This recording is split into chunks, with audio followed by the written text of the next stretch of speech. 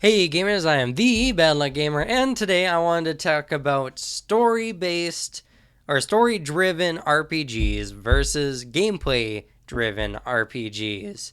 Now, there's always going to be a mix and a large gray area between these two sections.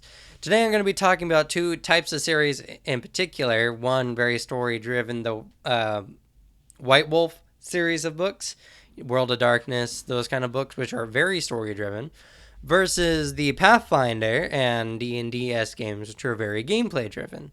Now, there's a lot of games that have a very middle area between these two types of gaming. These are just the most extreme, in my opinion, as far as different types of RPGs.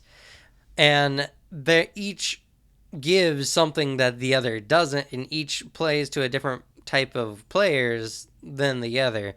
I'm a very story driven based gamer.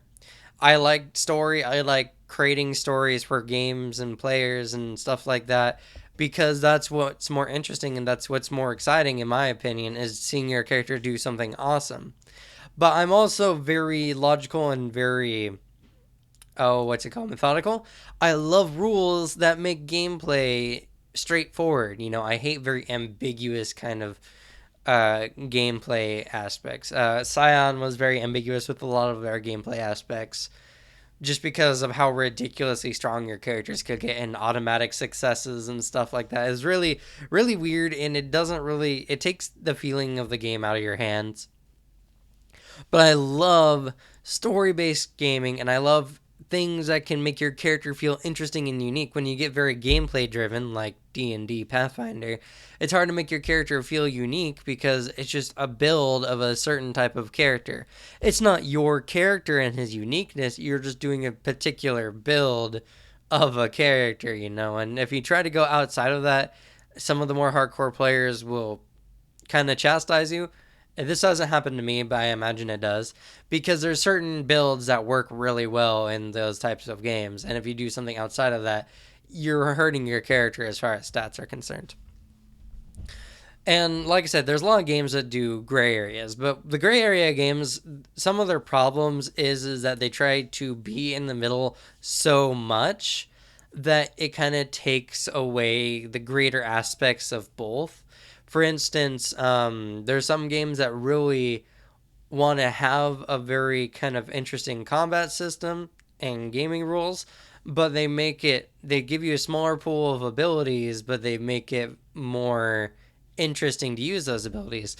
What happens is then the number of types of gameplay characters you can make becomes limited because of your limited ability pools. Even if you have less abilities than you would in a Pathfinder game, but more than a werewolf or vampire game, you have less characters overall because of that. Story driven games, and one of the things, I moved too close to the camera and it freaked out. Sorry about that. But one of the things about story driven games that they truly excel at is they can make your character feel really unique by giving them, kind of pull and push in the world around them. They're more based on, affecting the environment. Your contacts are people of importance that may or may not come in and out of the story, something like that.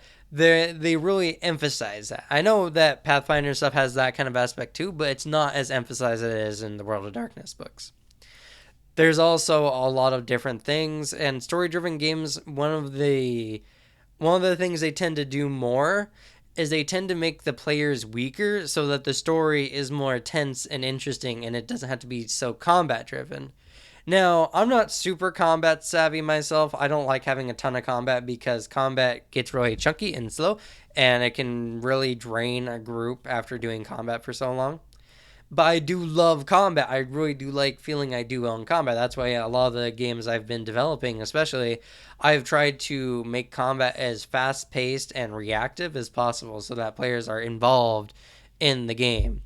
Now, with Pathfinder type games and D&D style stuff, one of the things they really excel at is they really give you a large options of ways you can play the game and a large number of characters and builds you can do, But what ends up happening is, yeah, you got this really cool combo, you got this really cool thing, you got this really nice build, and you feel really good about working it.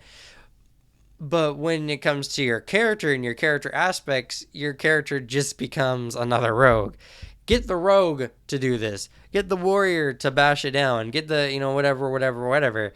And it's like, it's not based on your character. Like in the story driven games, when someone asks, can your character do this? They're asking because they know your character, your person in particular can do this. But when you play Pathfinder and D&D type games, they're like, oh, the warrior is strong. He can break the door down. The barbarian is strong. He can break the door down. The wizard's smart. He can decipher these runes. It's never really a mystery because those characters have those typical kind of stats. That's just how it is. And there's nothing wrong with the two styles of games in particular. Just as a player, please, or as a GM even, understand that there's certain types of games that apply to certain types of people. If you really do enjoy telling a story and being more about the story than the stats, go with the White Wolf game series, World of Darkness, Scion, that kind of stuff. If you're more into the heavy gameplay aspects, please play like Pathfinder D&D because those are super game based. They have a lot of very finite statistics and they work really well. One of my favorite games in particular, I don't have the book with me, darn it, but is oh my goodness, it's spaced from my mind. Oh no. It is Anima. There we go. Anima Beyond Fantasy is a really great game because it has good, strong statistics for gameplay purposes, and they even have like an ability creating system in it. But they also have a lot of very story driven stuff. Now, Anima, kind of when you get down to the real meta of it, there's only certain types of characters you can play. There's not a huge variety of ways you can play it. But not every story has to be driven that way. But no, I'm just saying the Anima is not perfect. But it's a really great game. I highly recommend you check it out. If you have questions about it, please message me, and I'll be more than happy to give you any information I have on it.